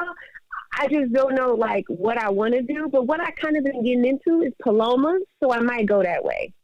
I might make a Paloma or 10. You got room for me and Gene? It sounds like it's a party. I'll bring a 6. You got a room for the What's in It for the Black People Media family because we can bring the whole crew. I'll bring a 12 IPA. Herb can bring the dark, and we can have a good old party. I know Shake don't want us to blow up the spot like that. We're going to say that for another time. No. Shake, thank you so much for joining us on the soil. It's always a pleasure for me. Thank you. I appreciate you guys so much. Y'all know. Thank you for having me on. Thanks to everybody for listening. And I will take more questions. Just tweet them at me, people. Yeah, they're definitely following you, man. If you don't, you can follow. Well, Shake, tell them where to follow you on Twitter, Instagram, all of the good stuff. You can follow me on Twitter at Curly Fro. The curls are gone. The fro is gone. I locked my hair, but the Twitter name is the same. And you can also follow me on Instagram at A Little Bit of Dope. Yes, those handles don't match. Curly Fro on Twitter, A Little Bit of Dope on Instagram. If you search Curly Fro on Instagram, I can't be held accountable for that. That is not me. and we tagged you on here for Facebook for the Facebook followers. So everybody's really impressed with you. So your followers are about to go up in a minute. So shout out to you, man. We got nothing but love for you. And we look forward to you building with us some more in the future, man. Me and T are always thinking about ways to bring you on the soil with us. Oh, I got some ideas. I got some ideas. But absolutely, Shake. Thank you so much. I want you to enjoy the rest of your day, okay? Thanks. Y'all too. Have a good one. No problem, Shake. That was Shakia Taylor, writer extraordinaire, one of the most important people in the game right now. Man, she dropped that science, man. A bunch of gems, bunch of jewels. And that's really why I always love to read it, because I'm always learning something. I'm a history buff when it comes to sports. Yeah. And I totally always learn something every single time Shake go ahead and picks up a pen. And I knew that the people were too, so I'm glad you guys got a chance to meet Shake. It totally will not be the last time you guys hear from her. We're going to be doing some things with her, some fun things in the near future. I can't wait to get our hands dirty with, Hey, man, look here. We got to pay a couple bills. When we return, we will go back to the best moment in sports history. Yes. Sonya. Sonya, you know what it is. We're going to take the fans. Yeah. What was it? 2 days ago? No, it was today, actually. What day is it today? To November 3rd, because we'll be back. We'll do the explaining when we get back, but we're going to take you behind the scenes exclusive with the bigs. When we return, you're on the soil with the brothers.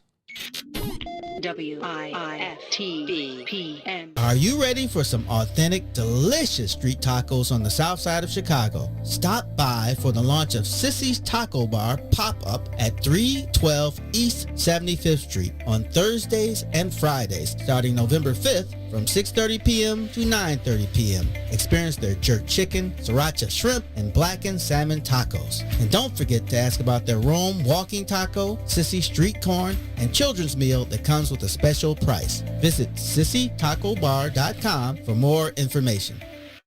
Introducing your trusted source for high-quality black emojis, better known as Blackmoji. We believe black is beautiful, and that beauty should be reflected in the digital market. Now there is an app that does just that, starting with Black Greek letter organizations. Blackmoji D9 offers more than an emoji app. It is a cultural experience of black excellence. Download the app in the Apple or Google Play Store to access a specially curated catalog of emojis representing the Divine Nine. Use the emojis to celebrate Black Greek events, acknowledge current events, support social causes, and learn about esteemed Black Greek members who blaze the trail of Black history. A portion of every subscription goes toward a scholarship fund specifically for members of Black Greek letter organizations to help keep the legacy alive. Download the Blackmoji app today. Live election coverage will be starting at 7 p.m. and will be going till midnight. So I'll try not to fall asleep. It will be Maze, Ruthie, Herb, Toussaint, and myself. Watch on Facebook, Maze Jackson page, and YouTube. What's good? We back down on the soil rocking with the bigs on What's in It for the Black People Media. This is a traffic jam. Traffic jam. Traffic jam. Traffic jam.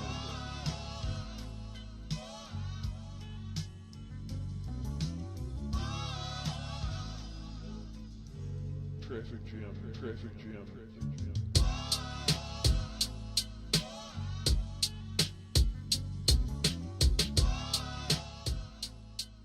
And just like that, we're right back at it on the soil with the bigs, live from the West End for the Black People Media Studios. Gino, we got a good one going today, man. That was a great conversation with Shakia Taylor. Little history lesson for all the viewers, man. It's time for another history lesson, though. I know Gene is ready to go ahead and introduce this one to y'all. Ooh, just broke out the heart. I didn't know you was coming this way today, man. Yes, sir. Let me pass the mic. You're the only one that can introduce this segment, I feel. He's like Kiss the Ring. Is this your Godfather moment? This is when. Absolutely.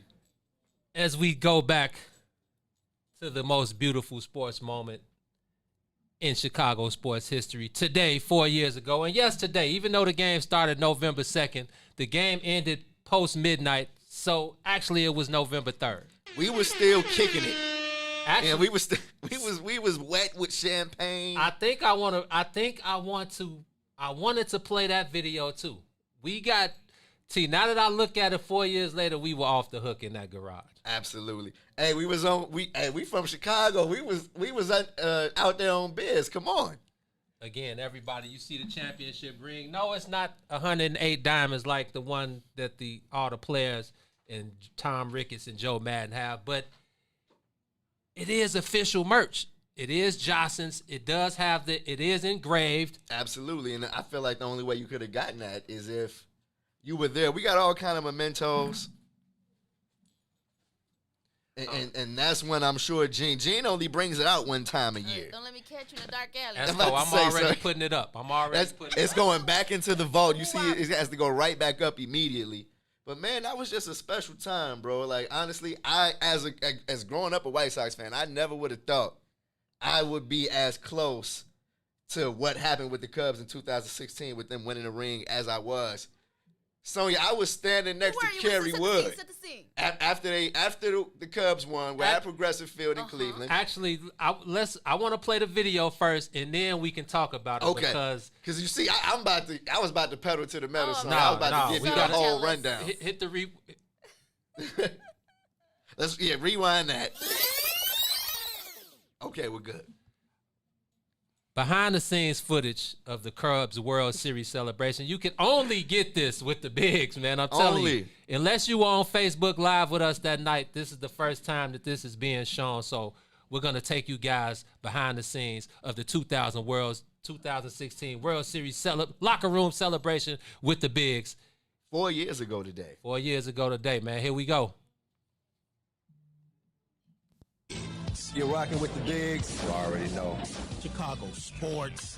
Fires out of the deep left center.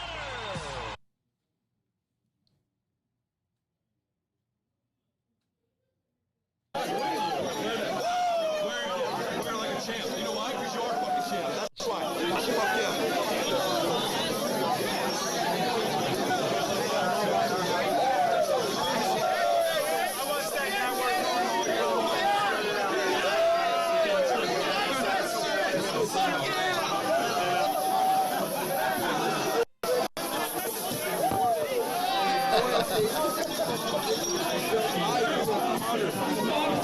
What side of the stadium do you want your statue on, man? Waveland or Addison, man? Put one up there to the Ricketts family and Theo and Jen with scouting and development. And those are the people. Listen, I know I can't convince anybody of that, but it is true. All this stuff began with them, scouting and development. That's this group of people in this room was really well thought out. Appreciate it.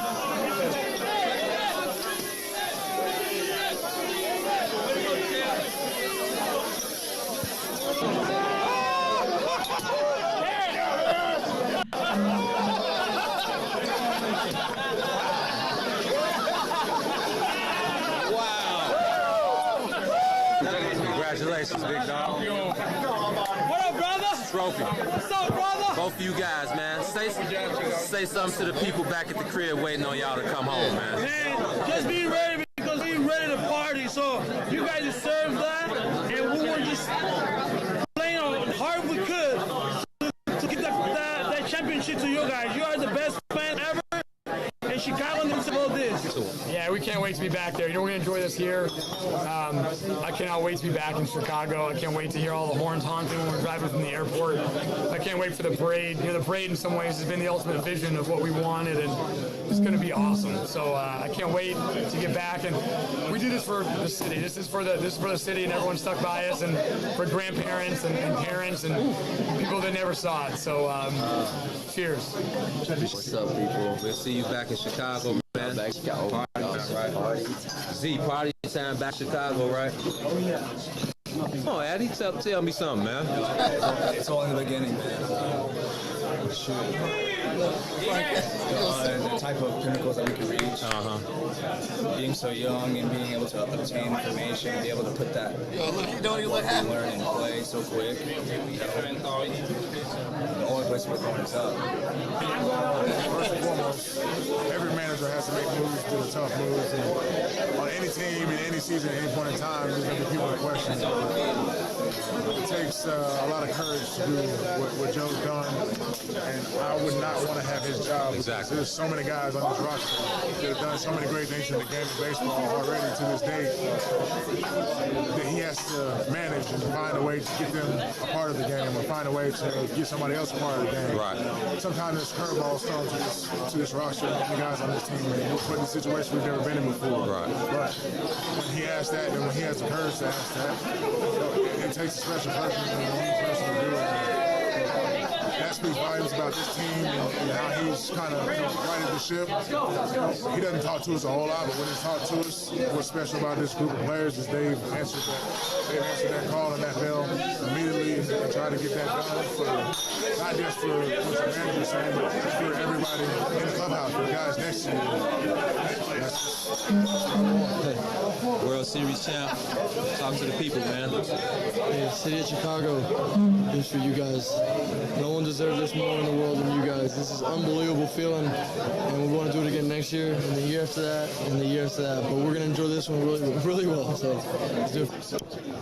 I was trying to catch my boy yesterday to holler at him. This my man, the big certified Matt Caesar. We call him Born Ready. Talk to the people, man. How you feeling? Is this Periscope? It's Facebook Live. Facebook Live. Exciting, man. Great people, great atmosphere. It's unbelievable. He'll have a statue outside along with Joe Madden. I don't want a statue. Dudes in like suits look bad in statues. But anyway, go ahead. No, just one thing. Anything to say to the millions and millions of fans waiting outside of It's all for you. I mean, all those people that work so hard, gave so much love to this team for all these years. I'm just so glad they can have like a championship to hang a hat on. So, you know, and without the fans, we're nothing. And cheers, guys. Thanks for your support, and you're world champions. We appreciate you and Jed and Theo for changing the aura around here, man. It's a beautiful thing. It's a family atmosphere you guys bring around. I feel like part of the family, man, just as a media member. This guy, I don't have anything else to say. Appreciate you, man. Love. Yes, sir. That right there is something special. You feel me? Like, Gene, you were in the locker room, champagne getting spilled all on your camera phone. I know that the champagne was burning your eyes. Come on. That's one thing we learned in 2016. Champagne in your face burns. You need to have that pair of sunglasses or that pair of goggles, man, because I don't know what was going on that night. You saw my camera got kind of fuzzy for a second. At that time, it was all about me saving my camera. People was hitting this Facebook Live like, man, I see you on WGN, on CBS. And man, I remember it like it was yesterday, man. That was 108 years in the making. How many sports conversations were had in this city about that very moment, bro? And, there it is right there in the midst of everything, getting it in, talking to Tom Ricketts. Addison Russell made an appearance. I know people don't think much about him anymore. Jason Hayward, one of our guys now, Carl Edwards Jr., Joe Madden, you know what I mean? Like you said, one day it's going to be a statue of that man outside of Wrigley, you know? Yo, that's next level history right there, man. So I'm always, peace to the gods and bigging y'all up because I just salute the work and what y'all do. But when you talk about historic moments in all-time sports history, the Cubs winning that World Series is up there. For y'all to be in the locker room, dog, that's major. I'm over here fanning out over y'all right now, like real talk. And look, check it out, Herb. We appreciate that, brother, totally, because bro. people, they see, we always say, man, people see us at the games, in the locker rooms, talking to the players, but it's not sweet. There's a lot of work that goes on behind it. We got to watch, like watching the game is one thing, but watching the game, studying the game, knowing the numbers, having questions to ask after the game, all of that stuff, being at the game 3 hours before the game starts, 2 hours after the game is over, it led to that moment. Period. And while you saw me on the camera, you didn't see T at all because he was handling the other side. He was on the field. Ben Zobrist had just won MVP. He was out there with Ben Zobrist. And what else were you doing, bro? John Cusack. I was out there with all the people that were thirsty, the VIP people that were at the game. Bill Murray right next to me. You know what I mean? We both drunk, you know? Kerry, you're talking about Cubs legends, man. Kerry Wood handed us bottles that, are still sitting on that memorabilia case, but he took a swig to the head. And I'm looking at him like, fam, like I'm watching Kerry Wood celebrate a Cubs World Series, and he's looking back at me like, you're watching Kerry Wood celebrate a Cubs World Series, and he just handed me the bottle. You know what I mean? So after that happened, I'm like, okay, I'm from Chicago. I know how to get busy back here. So I'm like, when I meet up with my brother Gene, I want to make sure I got some things for him that he can take back with him. So one of my main objectives of the night was to come back with some mementos. We got bottles, goggles, a bunch of other things, man. But, just the memories of driving back and forth. We covered the entire series, all 7 games, driving back and forth to Cleveland with this man, with our clothes drenched in champagne. I knew how much this moment meant to him. I personally was just proud. I was just proud. You feel me? I was proud to be there in that moment. We were literally the only 2 independent media members at the World Series. And that moment, of course, it propelled us into a few other things that got us here today, man. So we definitely don't take those moments. Let's address the elephant in the room. You talking about baseball. You talking about the old boys club. You know what I mean? Let them know, Herb. For 2 young brothers to be getting that kind of access, creating that kind of content, those types of interviews, talking about Tom Ricketts, owner of the Cubs, that's major. I know people sit here and watch y'all do y'all thing every day on What's in It for the Black People Media, but I'm not sure that everybody fully understands the level that y'all bring to the game, right? The experience that y'all bring to the game, the access that y'all have is to be respected, is to be commended. Brother, it's an honor to work alongside y'all, man. It's what y'all bring is incomparable. It's incomparable. Come on, Harry, man. Thank you, bro. I appreciate that. You know what I mean? And it's definitely for us.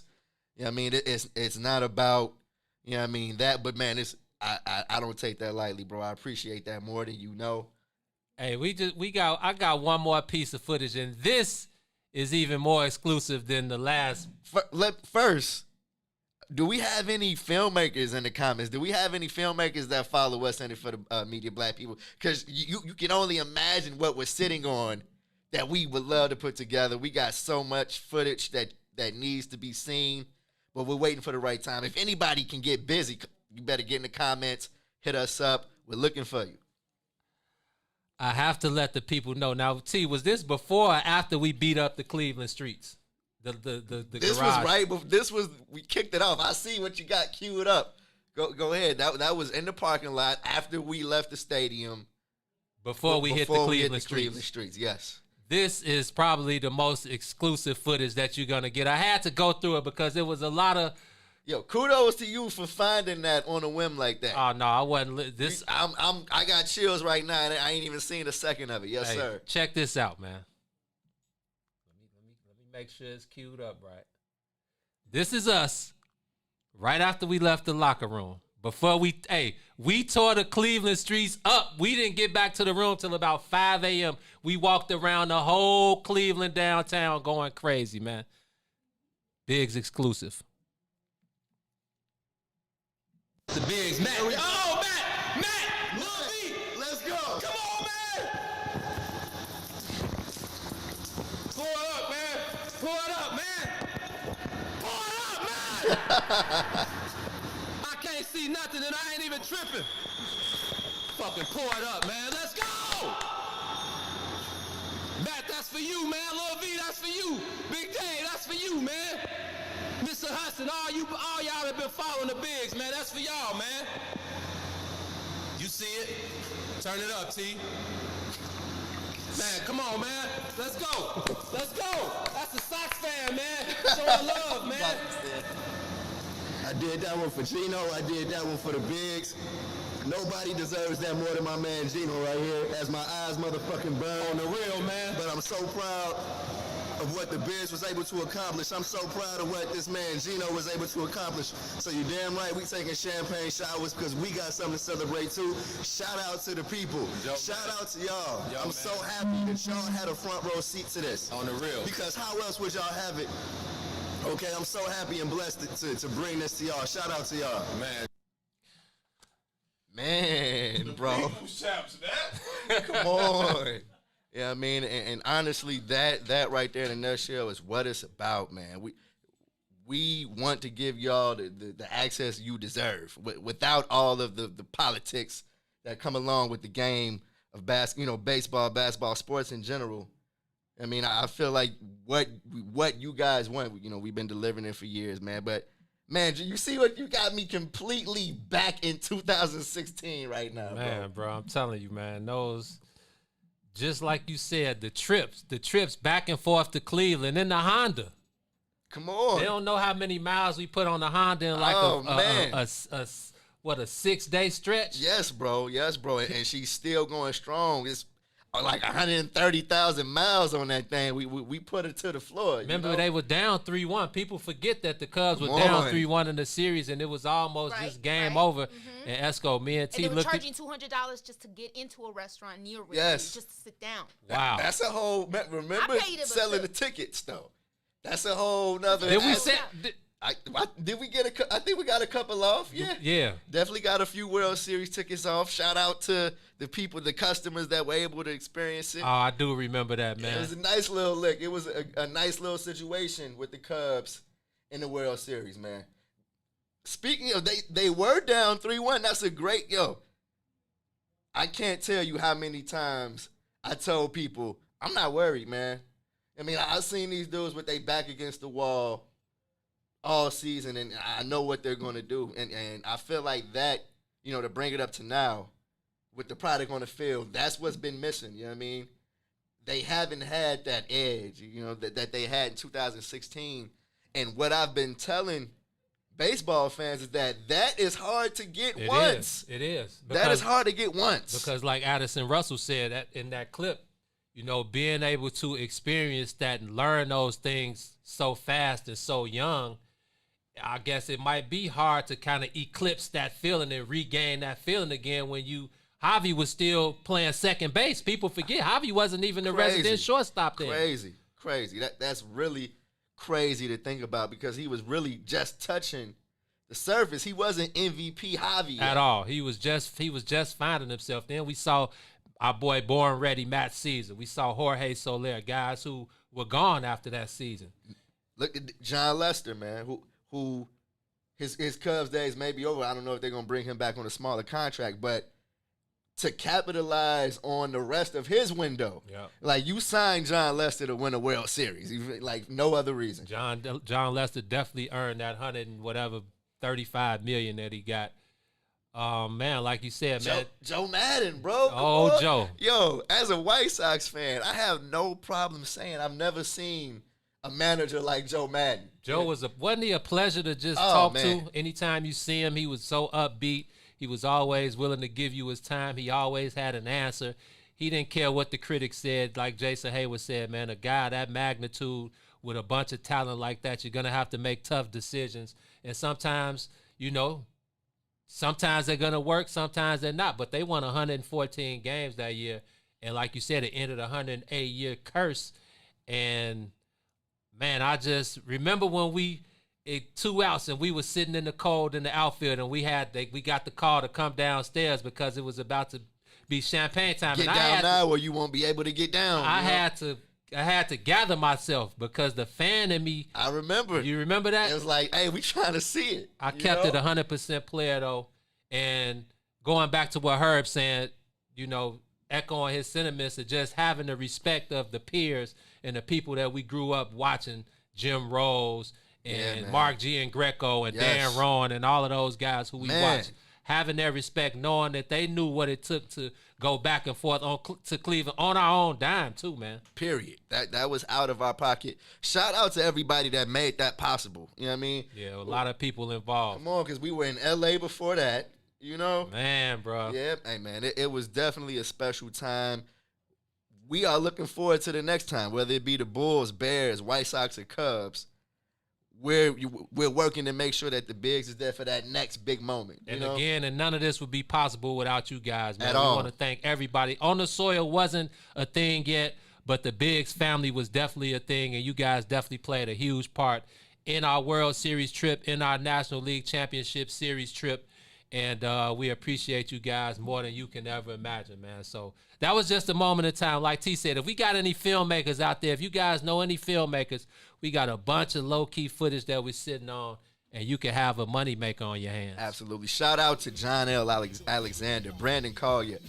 They were all along for the ride in 2016. Man, it's another show. I always look up, and I wish we had more time, man, but I had a great time talking to Shaquille Taylor today. I thought the comments were popping today. We had enough Bears talk. We could have had more, but they didn't need our time today. Absolutely, man. We'll be talking to Joseph Lewis, who covers the Bears for the Bigs on Thursday, and we'll get a little bit more in depth on what's going on with those guys. But, man, for the rest of the day, y'all be cool. Y'all be safe. If you're scrambling to get to the polls, go ahead and get that. Don't forget that tonight you got to be tuned in to the What's in It for the Media. What's in It for the Black People Media family. They're going to be going along for you all night with the ride. Starting at 7, election coverage. Yes. Herb, 2, Sonia, Ruthie, Todd, Mays, Jackson. The studio is cracking. But up next, we got Mike Love and Diz, Chicago Famous 3 to 6. Stay tuned. You're on the Soil with the Bigs. Peace and love. We out. We out. If y'all get on something, then just hit my phone. We out west with it. Yes, sir. Hustle for every penny in the trenches, but we turn struggle into strength.